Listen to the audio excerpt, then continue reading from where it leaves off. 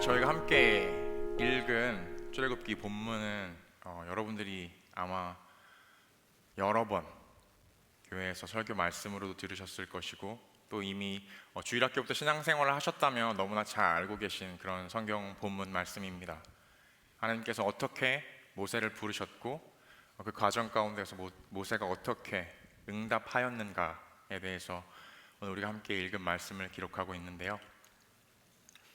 우리가 흔히 생각했을 때 모세 하면 정말로 큰 선지자, 하나님께서 이스라엘 백성들을 구원하기 위해서 이스라엘 백성 가운데 세우셨던 그런 위대한 지도자라고 흔히들 많이 생각하고 있습니다.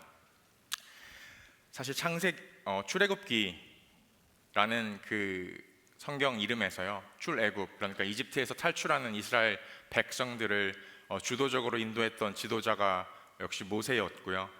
그리고 그들을, 그 수많은 백성들을 데리고 홍해를 건너는 그런 경험을 했던 지도자였고, 그리고 하나님을 직접 만나는 경험을, 그 놀라운 경험을 했던 사람도 바로 모세였습니다. 그리고 하나님께 십계명을 받았고요. 그리고 성막을 하나님의 명령에 따라서 만들기도 했고, 그리고 이스라엘 백성들이 가나안 땅에 들어가기 전까지 광야에서 연단받고 훈련받는 그 모든 기간 동안을 이스라엘 백성들을 인도하며 하나님께 순종함으로 나아갔던 그런 지도자가 바로 모세였습니다. 그런데 모세의 처음, 모세의 시작, 그리고 오늘 말씀에서 하나님이 부르셨던 그 모세의 모습만을 떼놓고 보았을 때는요, 우리가 아는 그 모세의 모습과는 조금 많이 차이가 있습니다. 출애굽기에는 모세 이야기를 하기 전에요, 모세가 태어난 그 이집트 땅이 어떤 곳이었는지, 그리고 이스라엘 백성들이 어떤 상황 가운데에서 살고 있었는지에 대해서 먼저 전달을 하고 있습니다. 1, 2장에서 그것을 설명하고 있는데요, 야곱의 아들 요셉, 여러분이 잘 아시는 요셉이 이집트 땅에 노예로 팔려갔죠. 그래서 그곳에서 13년 동안 보디발의 집에서, 그리고 또 감옥에서 재정훈련과 또 인사훈련, 여러 가지 훈련들을 통하여서 국무총리가 되는 훈련을 받았고, 그리고 국무총리가 되어서 이집트라는 당시에 오늘날 미국 같은 그런 강대국의 국무총리가 되어서 자신들의 가족뿐만 아니라 온 이집트 백성들, 그리고 그 주변국의 모든 백성들까지도 기근에서 구원하는 그런 놀라운 역사를 경험하게 했던 사람이 바로 요셉이었습니다. 그런데 출애굽기 말씀에 보면요, 이제 요셉의 놀라운 일을 알지 못하는 다른 이집트의 사람이 파라오가 되었다, 왕이 되었다라는 말씀이 등장합니다. 이제 요셉이 어떻게 이 나라를 구원하였고 이 나라의 어떤 영웅이었는지에 대해서 기억하는 사람들이 사라졌다는 말씀입니다. 그리고 나서 다시 왕이 된 그 파라오는 이제 이스라엘 백성들에 대한 다른 자세를 취하게 되죠. 그것은 바로 그들의 숫자가 계속 하나님이 언약대로, 너희들이 번성할 것이다 라고 하신 하나님의 언약대로 이스라엘 백성들이 계속해서 늘어나게 됩니다. 그렇게 되자 이제 위기감을 느끼게 되죠. 우리 이집트 사람들보다 이스라엘 백성들이 더 많아지는구나. 그럼 이들을 우리가 어떻게 통제해야 할까? 이들이 반역을 하게 되면, 그러면 우리가 이들에게 당하게 될 수도 있을 텐데 어떻게 이들을 통제하는 것이 맞을까 해서 그들을 노예로 삼고, 그리고 여러 국고성을 건설하면서 그들에게 엄청 힘든 노역을 시키게 됩니다. 하지만 그럼에도 불구하고 이스라엘 백성들의 숫자가 계속 늘어나죠. 그래서 결국에는 산파들까지 불러서 아들을 낳을 경우에는 너희가 죽여야 한다. 그러나 산파들에게 하나님께서 지혜를 주셔서 지혜롭게 말합니다. 우리가 가기 전에 이스라엘의 여자들은 너무나 강건하여서 이미 아이를 출산하기 때문에 우리가 죽일 수가 없었습니다. 이렇게 이야기를 하죠. 그래서 결국에는 파라오가 그렇다면 아들이 태어나면 이제 나일강에 던져버려라 라고 하는 명령을 하기에 이르게 됩니다. 바로 그러한 상황 속에서 태어났던 사람이 오늘 우리가 읽은 말씀에 중점적으로 등장하는 모세라는 사람입니다. 성경에서요, 우리 한글 성경은 모세가 태어났을 때 그 부모가 모세가 잘생긴 것을 보고 그를 숨겼다고 기록을 하는데요, 영어 성경에 보면은 그에게 무언가 특별한 것이 있는 것을 그 부모가 발견하고 그를 숨겼다라고 기록하고 있습니다. 그래서 그를 숨겨서 키우다 보니 아무래도 아이는 계속 자라잖아요. 그래서 아이가 어느 정도 자라게 되니까 이제 더 이상 숨길 수가 없게 되어서 그를 갈대 상자에 넣어서 나일강에 갈대 사이에 이렇게 띄워 보내게 되죠. 그리고 우리가 잘 아는 대로 모세를 이집트의 공주가 발견하게 되고 그 우는 아기를 불쌍히 여겨서 자기의 양 아들로 삼게 됩니다. 그렇게 그 과정 가운데에서 하나님의 놀라운 섭리와 인도하심이 있어서 모세를 자기의 원래 어머니가 모세를 키울 수 있는 유모로서 그를 집에서 키우게 되고요. 모세가 어느 정도 자라게 되었을 때 그를 왕궁에 있는 그 공주에게 데리고 갔다는 이야기가 출애굽기 1장 그리고 2장에 등장했던 그런 말씀입니다. 그가 성인이 된 후 어느 날 궁궐 밖에 나가서 고된 노역에 시달리는 이스라엘 백성들을 보게 됩니다. 출애굽기 2장 11절은요, 모세가 그들을 자기 형제라고 생각했다고 그렇게 기록하고 있습니다. 아마도 모세는 이집트 공주의 양아들로 그렇게 궁궐하기 들어가기 전에 이스라엘 가정에서 자라면서 주변에 우리 옆집, 우리 앞집의 그런 이웃들을 보았을 때, 이스라엘 이웃들을 보았을 때 그들이 너무나 힘들게 노역을 하고 너무나 힘든 일들을 하면서 그러면서도 학대를 당하고 억압받는 것을 아마 계속해서 보면서 자라왔을 것입니다. 그래서 그의 마음속에 부모님이 심어준 너는 이스라엘 사람이야, 너는 히브리 사람이야 라는 정체성을 가지고 있었을 것이고, 자기 백성들이 고통당하는 모습을 보았을 때 그의 마음 가운데 자기가 비록 이집트 공주의 양자였지만 자기 백성들을 향한 그 이집트 사람들의 억압과 학대에 대한 분노 그리고 증오가 아마 그의 마음 가운데 있었을 것입니다. 그가 궁궐 밖으로 어느 날 나갑니다. 그래서 이집트 사람에게 무자비하게 매맞는 자신의 형제, 자기 형제를 보게 되죠. 그리고 성경에는 그가 좌우를 살펴서 라고 이렇게 기록을 하고 있는데요, 그것은 주도 면밀하게 내가 저 이집트 사람을 죽여야겠다라는 생각을 하고 모든 계획을 다 하고 그렇게 이스라엘 사람을 아무도 보지 않을 때에 죽여서 모래에 파묻어 버립니다. 그러나 그 결과가 좋지 않았습니다. 다음날 히브리 사람들끼리 싸울 때 가서 모세가 또 한번 말리게 되죠. 너희는 어떻게 같은 히브리 사람들끼리 싸우냐고 물어보니까, 그러니까 그들이 말합니다. 너희가 죽였던 이집트 사람처럼 죽일 생각이냐고 묻게 되고, 이제 모세는 내가 한 일이 다 드러나게 되었구나, 나는 두려움에 휩싸여서 광야로 도망하게 됩니다. 이집트 공주의 아들로서의 모세의 삶 40년,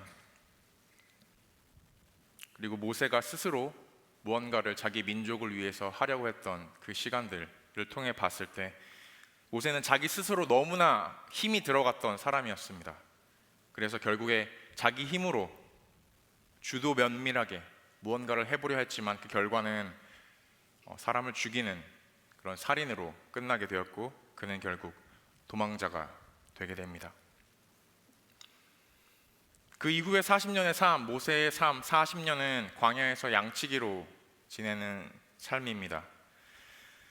이집트 사람들에게 가장 비천하고 또 혐오하는 직업은 바로 양치기입니다. 모세도 너무나 그것을 잘 알고 있었죠. 그럼에도 불구하고 그가 할 수 있는 일은 그것밖에 없었습니다. 심지어 성경은 모세가 자기의 장인 이드로의 양들을 쳤다고 이야기를 하고 있습니다. 그렇게 기록하고 있습니다. 자기 소유, 자기 양도 없었던 거예요. 장인 어른의 양을 내가 맡아서 그냥 치는, 그렇게 언젠가는 과거에는 궁궐에서 그렇게 화려하게 내가 힘 있는 사람처럼 지냈다가 광야의 40년, 양치기로서의 40년은 내가 다른 미디안 제사장 이드로의 사위로서 그 집에 얹혀 살면서 그 장인 어른의 양들을 치는 그런, 어떻게 보면 너무나 차이가 큰 비참하고 어떻게 생각하면 비천한 그런 삶을 살고 있었습니다. 그런 모세를 하나님께서 부르십니다.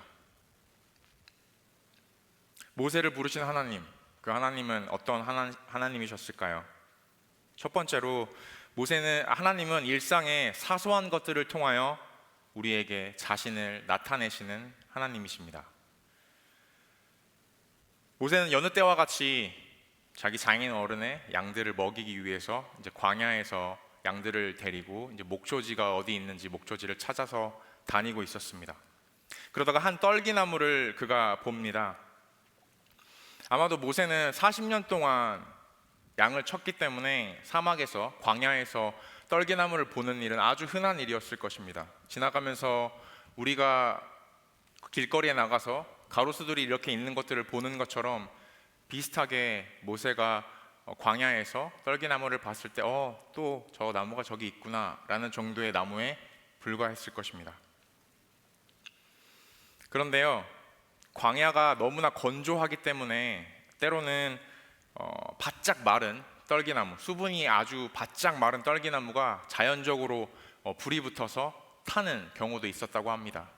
그래서 모세가 봤을 때 떨기나무에 불이 붙어서 타는 그것 역시도 어떻게 보면 자연스럽고 일상적인 일이었을 것입니다. 그런데 매일 보던 똑같은 떨기나무에 모세에게 매일 일상이었던 그 나무, 일상이었던 그 사건에 하나님께서 꺼지지 않는 불꽃으로 임하십니다. 하나님은 우리의 삶 속에서 우리 일상의 평범하고 사소한 것들을 통해서 우리에게 나타나십니다. 떨기나무가 모세의 모습 같지 않나요? 아무 쓸모도 없고 보잘것 없어 보이는 그런 나무, 그 나무 안에 하나님의 불꽃이 타오를 때 그 나무가 소멸되지 않고 타버리지 않고 꺼지지 않는 불꽃을 품은 그런 나무가 되게 되었습니다.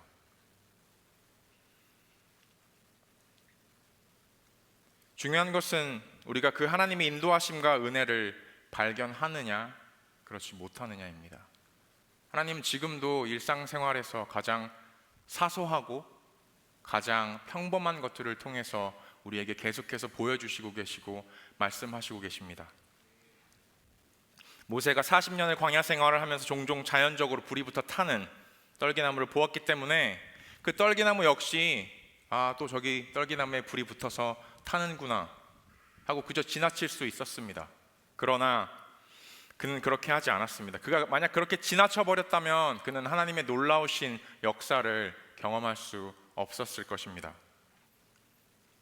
오늘 성경 말씀에 모세는 돌이켜 가서 떨기나무에 불이 붙었지만 타지 않는 그 이상한 광경에 대해서 도대체 이 일이 왜 일어나는 것인지, 이게 무슨 일인지에 대하여 살펴보기 위하여 가까이 다가갔다라고 오늘 우리가 함께 읽은 성경 말씀은 기록하고 있습니다.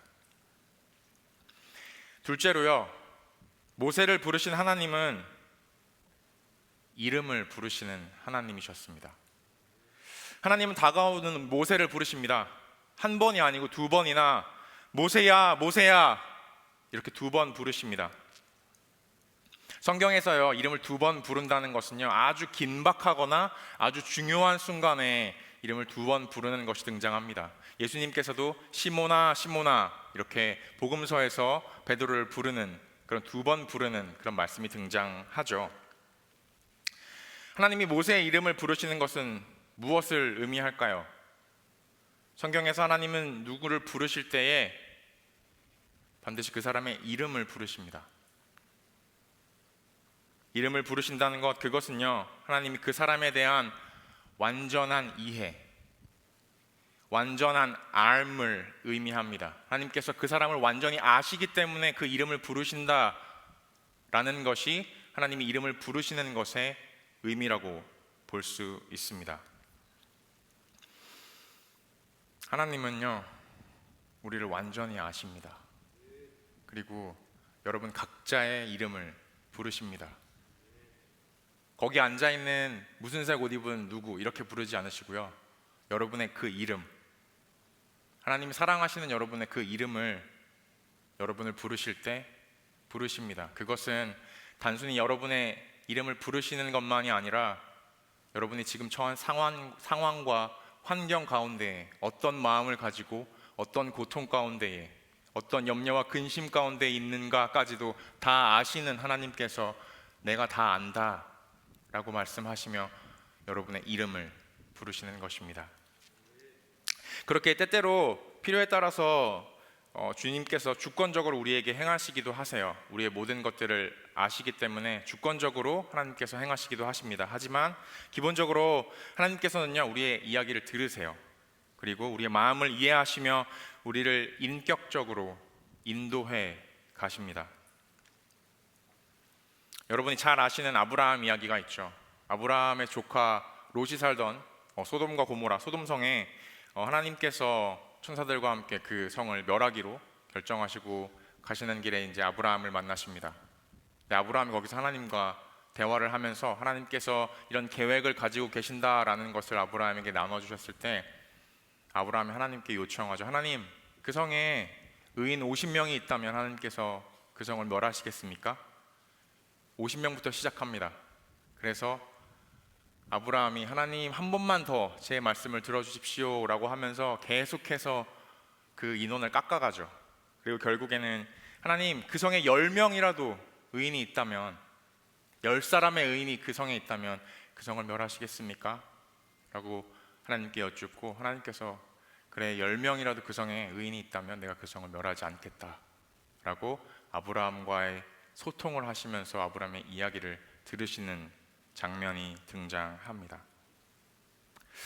우리가 오늘 함께 읽지는 않았지만요, 출애굽기 3장과 4장에서 모세가 하나님께 여러 가지 핑계를 댑니다.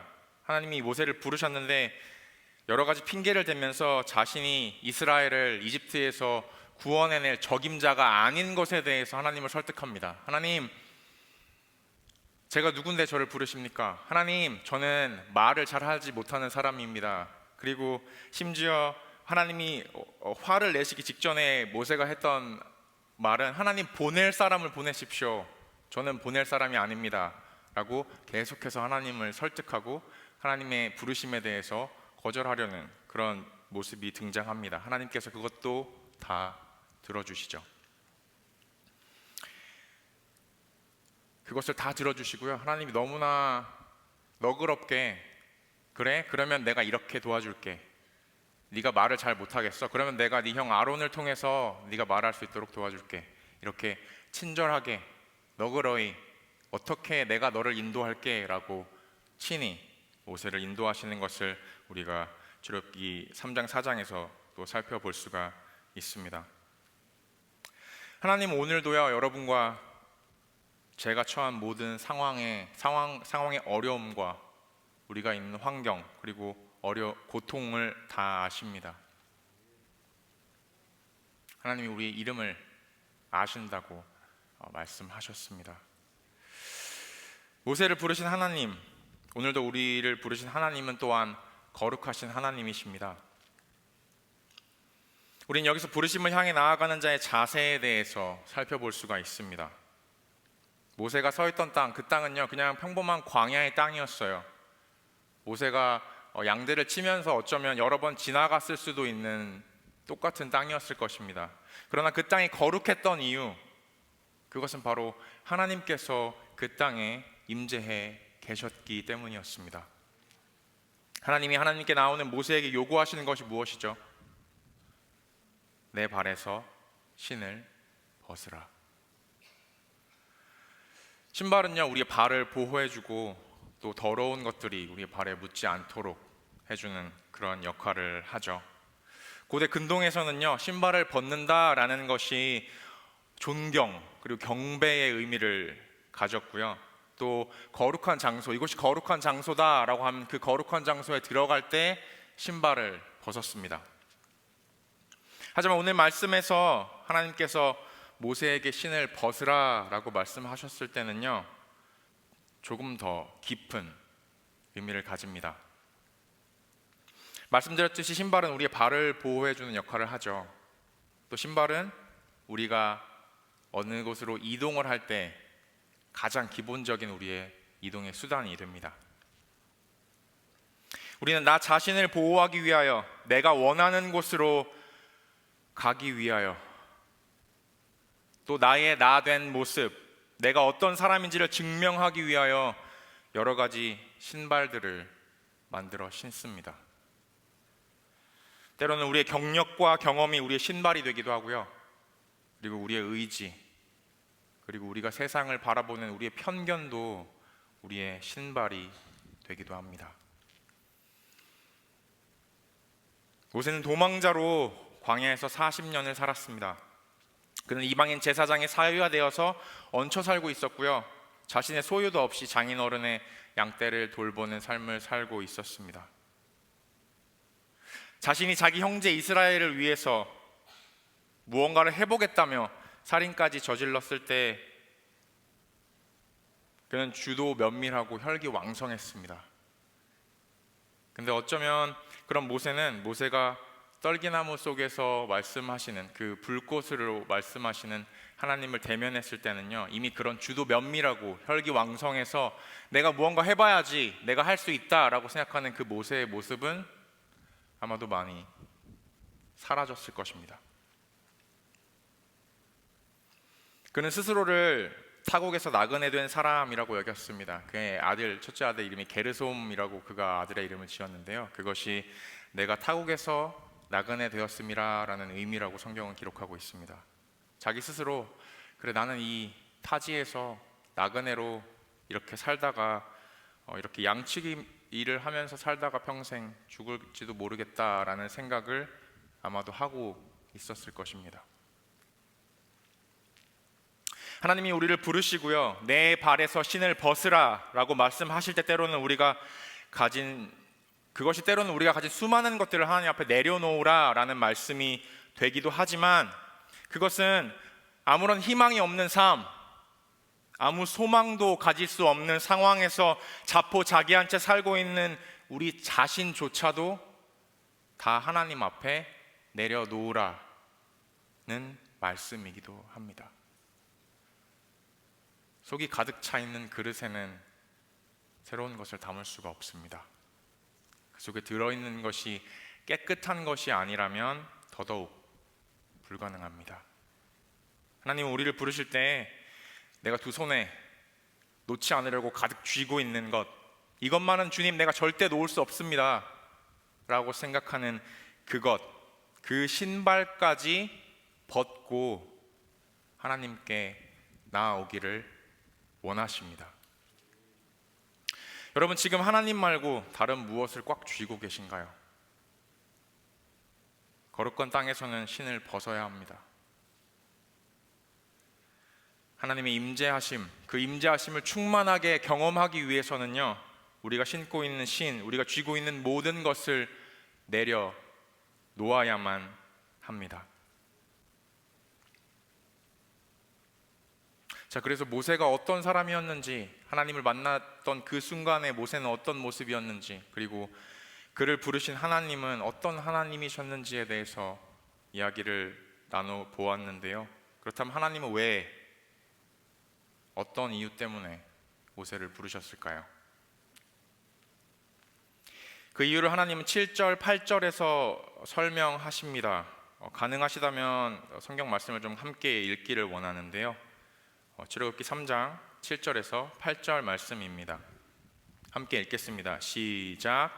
여호와께서 이르시되 내가 애굽에 있는 내 백성의 고통을 분명히 보고 그들이 그들의 감독자로 말미암아 부르짖음을 듣고 그 근심을 알고 내가 내려가서 그들을 애굽인의 손에서 건져내고 그들을 그 땅에서 인도하여 아름답고 광대한 땅, 젖과 꿀이 흐르는 땅, 곧 가나안 족속, 헷 족속, 아모리 족속, 브리스 족속, 히위 족속, 여부스 족속의 지방에 데려가려 하노라.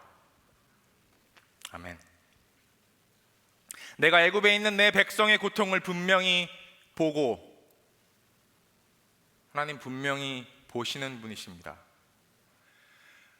우리가 읽은 성경에서는 그냥 하나님께서 분명히 보셨다라고만 기록하고 있는데요, 이걸 영어 성경, 특별히 메시지 성경이라는 영어 성경을 찾아보면요, 하나님께서 오랫동안 자세히 살펴보셨다라고 번역하고 있습니다.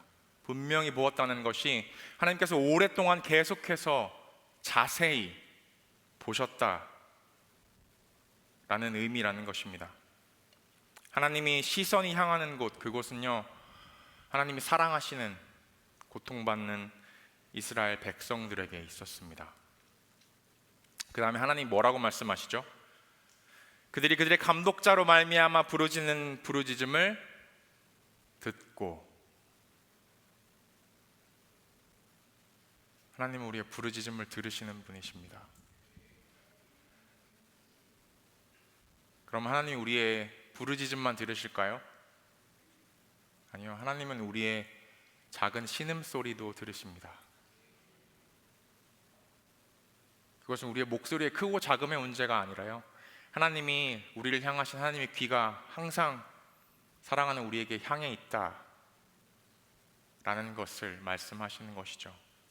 하나님은 우리의 작은 신음소리, 그리고 때로는 너무나 고통스러워서 부르짖지 않으면 어쩔 수 없는 그 고통을 어찌할 수 없어서 부르짖는 그 부르짖음도 언제나 귀를 열고 들으신다는 것입니다. 제가 이번에 한국에 5년 만에 들어왔는데요, 여러 가지 이유들로 한국을 방문했습니다. 근데 그 중에서 중요한 이유가 있습니다. 한 가지 중요한 이유가 있는데요, 그것은 바로 작년 5월에 태어난 여동생, 제 여동생의 딸, 그러니까 저한테는 조카죠. 조카를, 그 아이를 보는 것이 중요한 이유 중에 한 가지였습니다. 물론 멀리 떨어져 있어도 요즘은 세상이 너무 좋잖아요. 그래서 이제 뭐 카카오톡이나 이런 영상 통화로 그 아이를 계속해서 보면서 또 어떻게 자라가는지 정말 기쁜 마음으로 보았는데요, 실제로 이 아이를 만나고 이 아이를 안아보고 함께 놀아주고 하는 경험은 또 완전히 새로운 것이었습니다. 그 와중에 참 새로웠던 것은요, 이제 엄마가 된 제 동생의 달라진 모습이었는데요, 제 동생은 잠이 참 많습니다. 그래서 예를 들면 차에 타기만 하면 바로 잠이 들어서 목적지에 도착할 때까지 계속 잠을 자고요. 그리고 학창 시절에는 아침에 일어나는 걸 너무 힘들어해서 아침에 어머니 또 제가 학교에 늦지 않게 하기 위해서 이 동생을 깨우는데 참 애를 많이 먹었던 기억이 많습니다. 그런데요, 동생이 엄마가 되니까 달라졌습니다. 이 조카는요, 엄마 아빠와 따로 다른 방에서 이렇게 자는 수면 훈련을 하는데요, 제가 이제 미국에서 온 지 얼마 안 돼서 계속 동생네 집에 이제서 지냈으니까 아직 시차 적응이 잘 안 됐어요. 그래서 새벽 뭐 2시 좀 넘으면 일어나고, 또 좀 자려고 잠을 청하면 또 1시간 있다 또 일어나고, 이렇게 새벽마다 계속 깨 있기도 했고요, 아예 그냥 일어나서 아침까지 잠을 못 자고 깨 있을 때도 있었습니다. 근데요, 중간중간에 이렇게 가만히 있어 보면요, 조카가 자다가 엥 하고 갑자기 이렇게 울 때가 있어요. 또 조금 잠잠해지나 싶으면 또 엥 하고 울고, 어떨 때는 엥 하고 울기 시작해서 뭐 1, 2분을 울 때도 있습니다. 그런데요, 그게 매번 큰 소리로 우는 것도 아니고 잠깐 울고 말고 이러기도 하는데, 제 동생이 잠이 그렇게 많던 아이가 그 아이가 세미한 음성으로 우는 것까지도 다 듣고 깨더라고요. 뭔가가 불편해서 아니면 아이가 새벽에 일찍 일어나서 울기 시작하면 바로 가서 그 아이를 달래주는 엄마의 모습을 볼 수가 있었습니다. 또 아직 말도 못하는 어린 아이를 키우다 보니까요, 한치도 눈을 뗄 수가 없습니다. 무슨 사고가 날지 모르잖아요. 그래서 낮잠을 잔다고 아이가 낮잠을 자서 이제 방 안에 이렇게 누웠는데 자는 아이의 다리가 이렇게 문틈으로 이렇게 보이도록 문틈을 조금 열어두더라고요.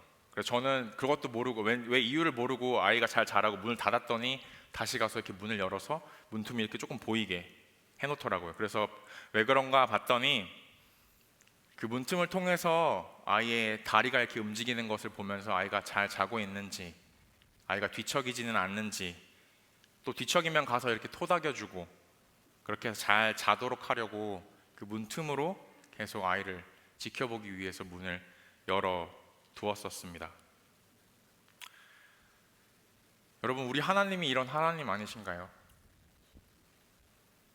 하나님이 이렇게 엄마가 온 정신을 집중해서 하루 종일 아이를 바라보고 또 아이의 미미한 소리에도 귀를 기울이는 것처럼 하나님은 계속해서 우리를 바라보고 계시고 오랫동안 자세히 바라보고 계시고 그리고 미미한 세밀한 음성까지도 세밀한 우리가 내는 소리들도 다 듣기 위해서 귀를 기울이시는 하나님이시라는 것입니다.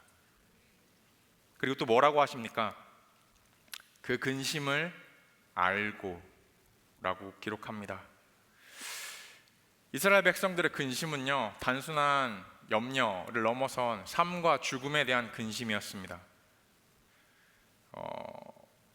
영어 성경 메시지 성경은요, 하나님께서 그들의 모든 고통에 대해서 아신다라고 번역하고 있습니다.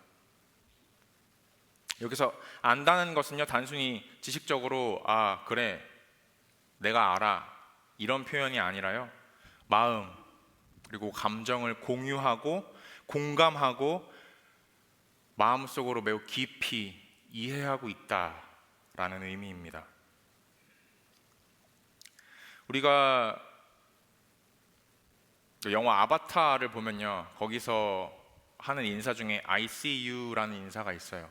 이게 그냥 내가 너를 바라본다 라는 의미가 아니라 내가 너에게 공감한다, 내가 너와 동감한다 라는 의미로 사용되는 것을 볼 수가 있는데요, 특별히 우리는 많은 경우에 요즘처럼 모든 것이 빠르고 순간적으로 지나가는 그런 시대에는요, 그냥 표면적으로 보이는 것들만을 근거로 내가 안다 라고 생각하고 판단합니다.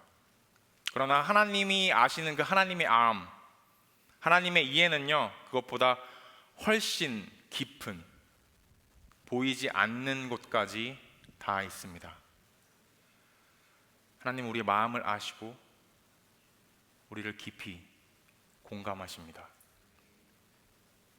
그리고 하나님은 이제 내가 내려가서 라고 말씀하십니다.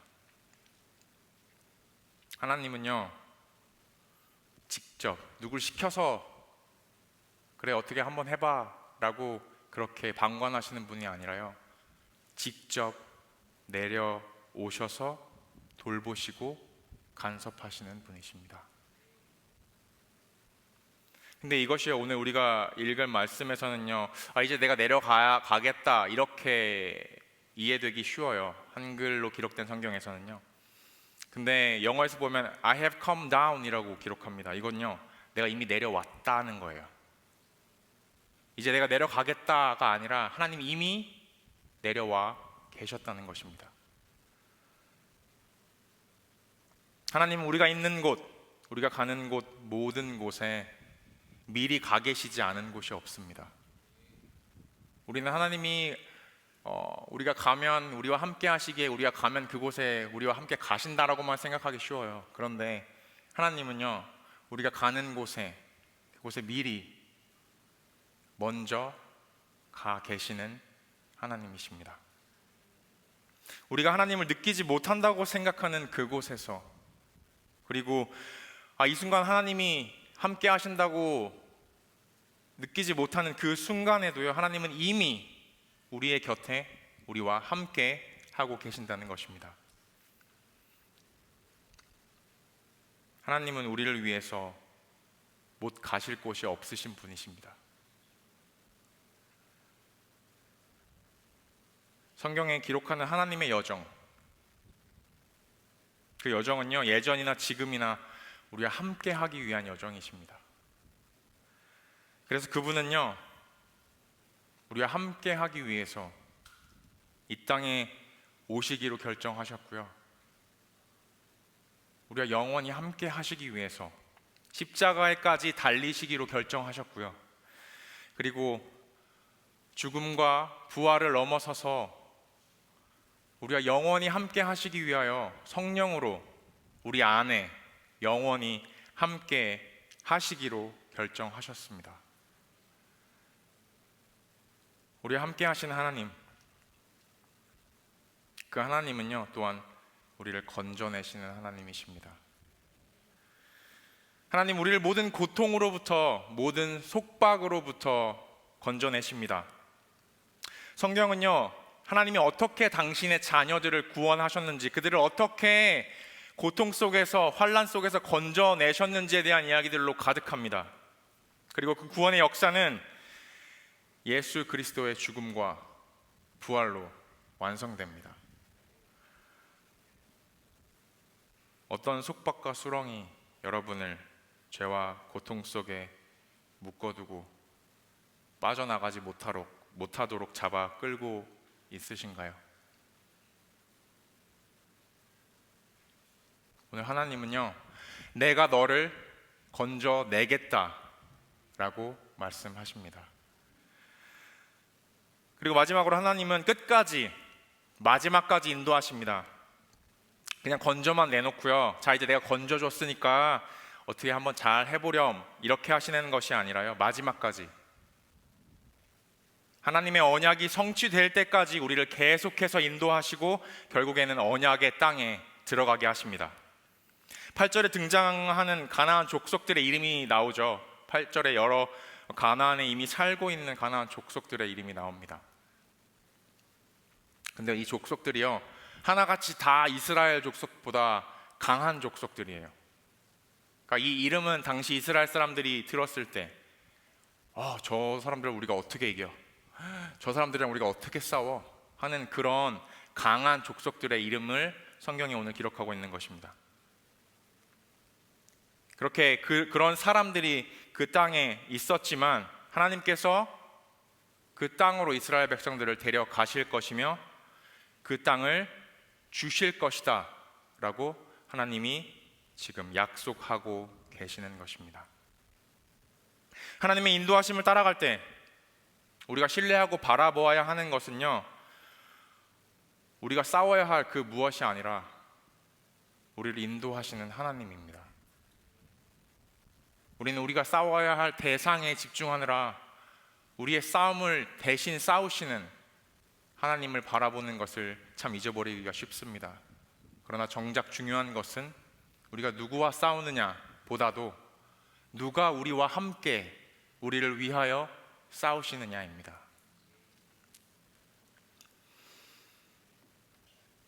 이 보고, 듣고, 알고, 내려가서 건져내고 인도하시겠다는 것이 무엇을 의미할까요? 하나님께서 말씀하신 내가 보고, 듣고, 알고, 내려가서 건져내고 인도하겠다, 이 하나님의 말씀에서 여러분들이 어떤 것을 느끼시나요? 하나님 마음이 어떤 마음일까요? 하나님이 오늘 모세에게 말씀하시는 것은요 당신이 이스라엘을 얼마나 사랑하고 계신지를 말씀하고 계시는 것입니다. 내가 사랑하는 그들을 자세히 오랫동안 보고 그들의 고통에 대한 부르짖음을 듣고 내가 그 고통을 알기에 내가 내려가서 건져내고 인도하실 것을 말씀하시는 것입니다. 하나님의 사랑은요 그냥 알기만 하고 생각만으로 하는 사랑이 아닙니다. 그래 내가 사랑해야지, 그런 사랑이 아니라요 보고 듣고 알고 인식하고 이해하는 것이죠. 사랑하는 대상에 대해서 인식하고 이해할 뿐만 아니라 내려가서 건져내고 인도하는, 바로 행동까지 완성하는 것이 바로 하나님의 사랑입니다. 내가 사랑하는 내 백성의 고통의 부르짖음을 들었다. 이제 내가 가서 그들을 이집트에서 인도하여 내게 할 것이다. 하나님께서 오늘 모세에게 선포하고 계시는 것입니다. 여러분, 하나님은요 모세가 다른 누구보다 뛰어나고 완벽한 사람이라서 모세를 부르신 것이 아닙니다. 오늘 말씀에서 우리가 함께 보았습니다. 모세는 자기 소유도 없이 비천하고 비참하게 장인어른의 양떼나 광야를 돌면서 40년 동안 치던 그런 사람이었습니다. 왜 하나님께서 모세를 부르셨을까요? 모세가 이집트의 문화를 잘 알고 이집트의 언어를 잘 할 수 있어서였을까요? 모세가 직접 하나님께 이야기합니다. 하나님, 내가 말이 서툴고 어눌한 사람입니다. 모세가 달변가였기 때문에, 그가 가서 말로 파라오를 설득할 수 있기 때문에 하나님께서 모세를 부르신 것이 아닙니다. 모세가 완벽하게 준비되었기 때문에 하나님께서 이제 시기가 되었다라고 해서 모세를 부르신 것이 아니에요. 하나님께서 모세를 사랑하셔서 부르셨습니다. 그래서 하나님의 부르심은 항상 하나님과의 관계로의 부르심이 먼저입니다. 예수님이 부르신 제자들도 우리가 성경을 통해서 많이 듣고 알고 있죠. 그들도 완벽하고 뛰어난 사람들이 아니었습니다. 거칠고 모난 어부들이었고요, 세리도 있었고 당시에 죄인으로 취급받았죠. 성급하고 말과 행동에 미숙한 사람들도 있었고, 끝까지 예수님이 부활하신 이후에도 의심하는 사람도 있었습니다. 우리는 종종 우리의 어떠함 때문에, 내가 가진 능력, 내가 가진 무언가 때문에 하나님의 일을 하고 있다고, 하나님이 그래서 나를 부르셨어요 라고 착각하기 쉽습니다. 그러나 하나님의 부르심은요, 지극히 우리를 향한 그분의 사랑 때문입니다. 우리가 그것을 잊지 않으면요, 우리는 늘 감사할 수 있고요, 우리는 늘 겸손할 수 있으며 항상 만족할 수 있고, 우리가 섬김에 있어서 늘 기쁘게 섬길 수 있습니다. 모세는 물었습니다. 하나님, 왜 저를 부르십니까? 제가 누군데 저를 부르십니까? 그러면 우리가 기대하는 하나님의 설명은 이런 것이어야 하죠. 네가 이런 경험을 했고 이런 자격을 갖춰서 내가 너를 불렀어. 근데 하나님 그렇게 말씀하시지 않으세요. 모세가 하나님 왜 저를 부르십니까? 라고 물었을 때 하나님께서 이렇게 말씀하세요. 내가 반드시 너와 함께 있으리라. 내가 반드시 너와 함께 있으리라. 네가 하는 것이 아니고 내가 하는 거야. 그러니까 내가 너랑 함께 할 테니까 넌 걱정하지 마 라고 하나님께서 모세에게 말씀하시는 것입니다. 하나님은 우리를 하나님과의 깊은 관계로 부르셨습니다. 그리고 하나님이 우리를 부르신 또 한 가지 영역이 있어요. 그것이 바로 이 세상입니다. 하나님이 모세를 사랑하셔서 불렀다고 우리가 나눴죠. 그리고 그 사랑하시는 모세에게 나타나셔서 하나님께서 말씀하신 부르심은요, 고통 중에 있는 이스라엘 백성의 구원을 위한 부르심이었습니다.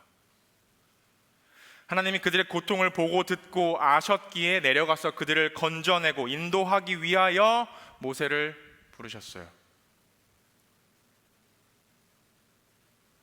모세를 부르셨던 하나님이 오늘 저와 여러분을 똑같은 부르심으로 부르십니다. 우리를 통하여 고통 중에 있는 사람들에게 하나님이 그들을 얼마나 사랑하시는지, 하나님이 얼마나 오랫동안 얼마나 자세히 그들을 보고 계셨으며 얼마나 귀를 기울여 그들의 부르짖음을 듣고 계셨는지, 그리고 그들의 마음 가운데 그 슬픔과 그 고통과 그 어려운 마음들에 대해서 하나님이 어떻게 알고 계시는지, 그리고 그것을 보고 듣고 아시는 하나님이 그들을 위해서 무엇을 하실지에 대해서 우리가 그 하나님의 사랑을 그들에게 알려주기 원하시기 때문에 하나님 우리를 부르셨습니다. 부르심을 거창하게 생각하면요, 순종하기가 어렵습니다. 저는 할 줄 아는 게 없어서요. 저는 믿음이 작아서요. 우리는 흔히 부르심이라고 하면 모세가 하나님께 했던 것처럼 여러 가지 이유들을 찾곤 합니다. 그런데요, 하나님의 부르심은 하나님의 관계, 하나님과의 관계로의 부르심이 가장 중요하고 근본되는 부르심입니다. 그 부르심에는 누구도 예외가 없습니다. 그렇기 때문에 하나님은 여기 계신 여러분 모두를 부르시고 계시는 것입니다. 우리가 하나님의 관계로의 부르심에 응답하면서 살 때요, 우리의 삶의 자리에서 하는 모든 일들이 사역이 되고 그리고 헌신이 됩니다. 모세를 부르셨던 하나님은 오늘 동일하게 저와 여러분을 초청하고 계십니다. 사랑하고 축복하는 여러분, 하나님이 저와 여러분을 부르신 부르심의 이유, 그것은요, 저와 여러분을 사랑하시기 때문에, 그리고 더 깊이 교제하기 원하시기 때문입니다. 우리가 일상의 평범한 것들을 통하여 나타나시는 하나님을 발견하고 우리의 신을 벗을 때 하나님과의 새로운 관계는 시작됩니다. 모세가 스스로의 힘으로 이를 이루려고 노력했을 때요, 그는 살인자였고 도망자였습니다. 그러나 그가 신을 벗고 하나님의 영원한 불이 타오를 수 있는 떨기나무로 보잘것없는 자신을 드렸을 때, 하나님과의 관계 속에 자신을 내어드렸을 때, 내가 너와 함께 하겠다 라고 말씀하시는 하나님의 불꽃이 그의 안에서 영원히 꺼지지 않고 타오를 수 있었습니다. 여러분, 하나님은 우리가 무언가를 크게, 어떤 일을 크게 하기를 원하셔서 우리를 부르시는 것이 아닙니다. 하나님, 여러분이요, 하나님께만 집중하기를 원하세요. 그분의 목소리에 귀를 기울이고 그분의 마음을 헤아리고 그분의 생각을 궁금해하는 그런 깊은 관계로 우리를 부르시기를 원하십니다. 그리고 또 하나의 부르심, 세상을 향한 하나님의 부르심, 그것을 기억합시다. 하나님을 보고 듣고 아시는 하나님이십니다. 오늘 우리가 살고 있는 세상을 보시는 하나님의 마음이 어떠실까요?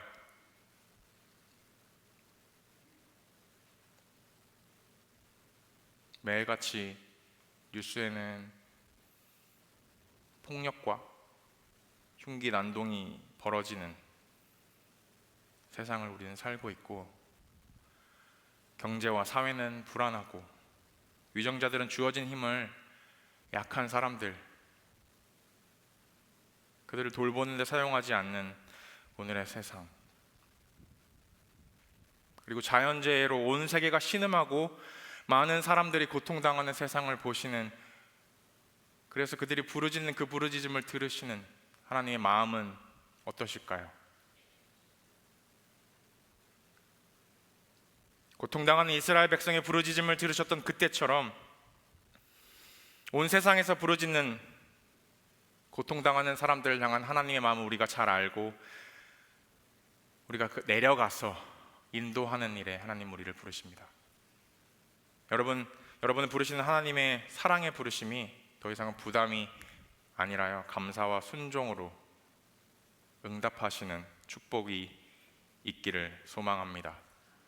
그렇게 주님의 부르심에 반응할 때에 우리가 늘 함께 하시는 하나님의 놀라운 은혜를 경험하는 저와 여러분 모두가 되시기를 주님의 이름으로 간절히 소망하고 축복합니다.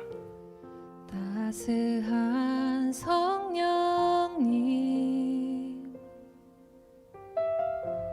마음으로 보내 내 몸을 감싸며 주어지는 평안함, 만족함을 느끼네. 사랑과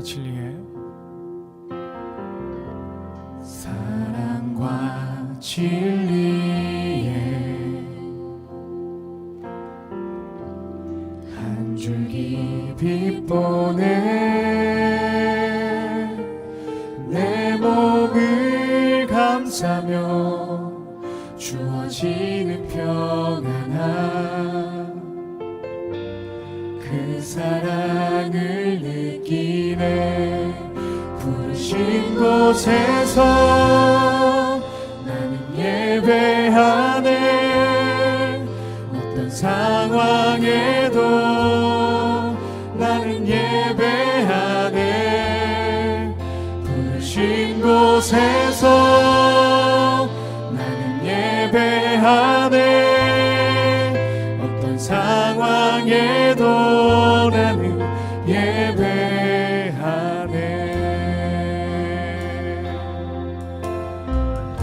사랑과 진리의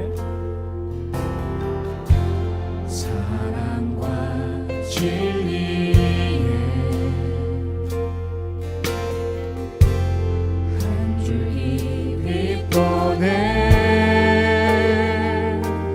내 몸을 감싸며 주어지는 평안함. 그 사랑을 부르신 곳에서 나는 예배하네. 어떤 상황에도 나는 예배하네. 부르신 곳에서 나는 예배하네. 어떤 상황에도 나는 예배하네. 부르신 곳에서 나는 예배하네. 어떤 상황에도 나는 예배하네. 부르신 곳에서 예배하네. 어떤 상황에도 나는 예배하네. 내가 걸어갈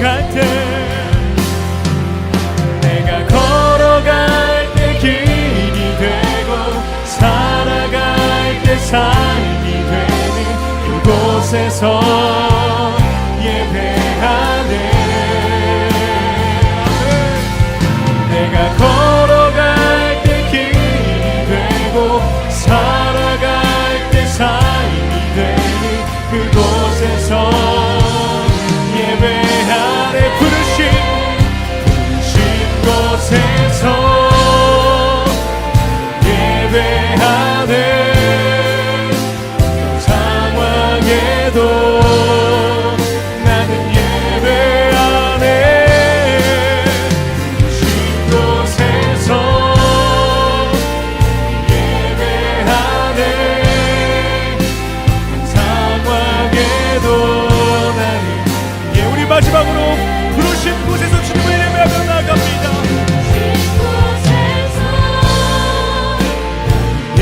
예배하네. 어떤 상황에도 나는 예배하네. 부르신 곳에서 나는 예배하네. 어떤 상황에도 나는 예배하네. 아멘. 부르신 그 자리에서 어떤 상황 가운데 있을지라도 주님만을 찬양하고 예배하며 나아가는 귀한 주님의 자녀 되길 소망합니다. 아멘.